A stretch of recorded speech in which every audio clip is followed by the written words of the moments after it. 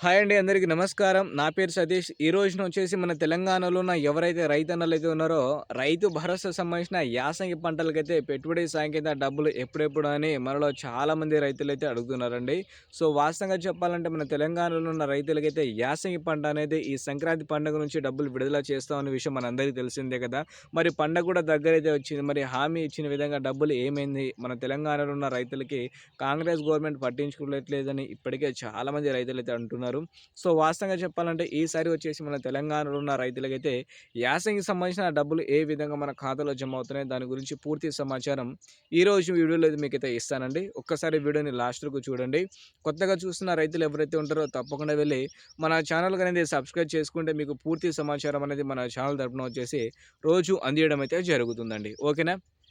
So, ముఖ్యంగా మనమైతే ఈ రోజున మన మిరప తోటలైతే ఉన్నాం కదా! సో, ఎవరైతే వ్యవసాయం చేస్తున్న రైతులైతే ఉన్నారో వాళ్ళకి మాత్రమే రైతు భరోసా ఇస్తామని మన వ్యవసాయ శాఖ మంత్రిగా తుమ్మల నాగేశ్వరరావు గారు, అలాగే సీఎంగా రేవంత్ రెడ్డి గారు కటాఖరిగా మనకైతే చెప్పడం అయితే జరిగిందండి. కొంతమంది ఎలా ఆలోచిస్తున్నారంటే బీడు భూమి ఉన్నా సరే దానికి పట్టా చేపించుకున్న తర్వాత దాన్ని కూడా రైతు భరోసా వస్తదేమో అని, అలాగే ఎవరైతే ఫంక్షన్ హాల్స్ గాని రియల్ ఎస్టేట్ చేసే వ్యాపారులైతే ఉన్నారో వాళ్ళు కూడా ఏం చేస్తున్నారంటే మన గవర్నమెంట్ నుంచి వచ్చే రైతు భరోసా ఎకరానికి 12,000 ఉందో సంవత్సరానికి దాని గురించి ఆలోచన చేస్తున్నారండి. సో, అలా ఆలోచన చేసే రైతులకి ఈసారి నుంచి ఒక్క రూపాయి కూడా రాదండి. ఎందుకంటే పంట వేసిన రైతులకే వాళ్ళు ఆర్థికంగా ఇబ్బంది పడొద్దు ఉద్దేశంతో మనం రైతు భరోసా ప్రారంభించాం కాబట్టి దాని వరకు మాత్రమే మనం రైతు భరోసా ఇస్తున్నామని మన వ్యవసాయ శాఖ మంత్రి గారు చెప్పడంతో జరిగింది. సో, ఈరోజు మనకైతే జనవరి 10వ తారీఖు అండి. వాస్తవంగా ఈ రోజు నుంచి మన ఖాతాలో అనేది యాసంగి సీజన్ సంబంధించిన డబ్బులు అనేది రావాల్సిన అయితే టైం అయితే ఉందండి. కాకపోతే మనకి కొన్ని కారణాల వల్ల వచ్చేసి డబ్బులు అనేది ఈరోజు రావడం అయితే లేదు.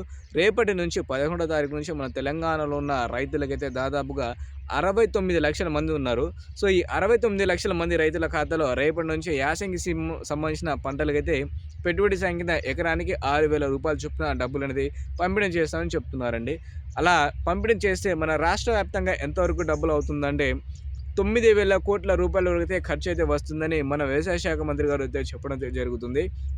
ఈ 9,000 కోట్ల రూపాయలని మన సీఎం గారు రేవంత్ రెడ్డి గారు ఏం చెప్తున్నారంటే 9 రోజుల్లోనే హామీ ఇచ్చిన విధంగా పూర్తి చేస్తాం. అంటే రోజుకి 1,000 కోట్ల రూపాయలనేది రైతుల ఖాతాలో డబ్బులు జమ చేస్తామని చెప్తున్నారు కాబట్టి, సో, రేపటి నుంచి మనం 9 రోజులు కంటిన్యూ బ్యాంక్ వర్కింగ్ డేస్‌లో యేసుకుంటే 9 రోజుల్లోనే ఎకరానికి రూ.